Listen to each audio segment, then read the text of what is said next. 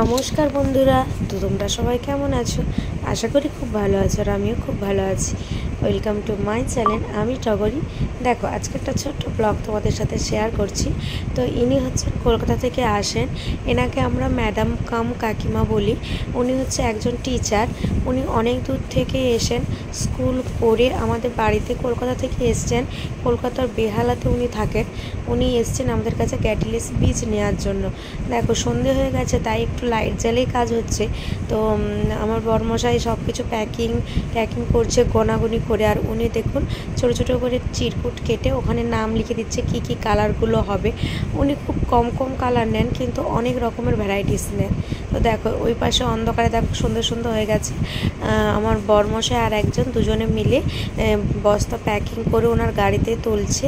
তো দেখো, তোলা মোটামুটি কমপ্লিট, প্রায় সমস্ত কিছু গাড়িতে তোলা হয়ে যাচ্ছে। দেখো, কাকিমার লেখা কমপ্লিট হয়ে গেছে।